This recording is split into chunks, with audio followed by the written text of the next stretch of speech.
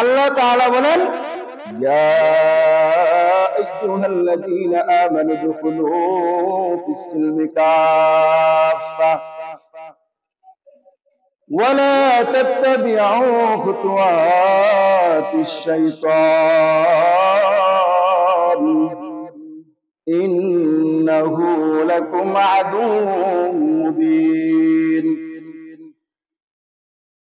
আল্লাহ তাআলা বলেন, হে পয়গম্বর, আপনার উম্মতদেরকে আপনি জানিয়ে দেন,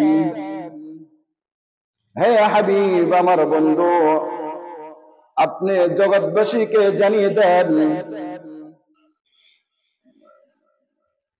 ইয়া আইয়ুহাল্লাযীনা আমানু দুখুলু ফিস-সিলমি কাফা, তারা যেন পরিপূর্ণতা সহকারে পরিপূর্ণভাবে ইসলামের ভিতরে প্রবেশ করে।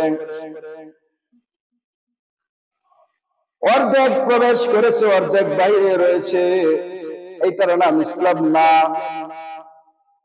যখন পরিপূর্ণতা ইসলামের ভিতরে প্রবেশ করবে, বান্দার চেহারা সুরত সব পরিবর্তন হয়ে যাবে, নবীর আদর্শে আদর্শবান হয়ে যাবে।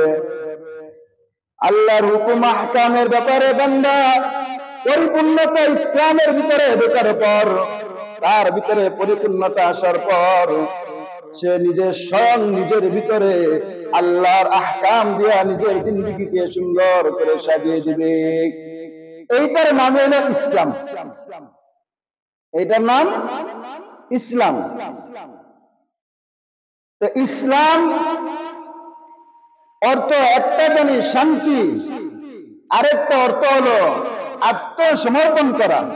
কি করা? আত্মসমর্পণ করা। আত্মসমর্পণ কার কাছে করব?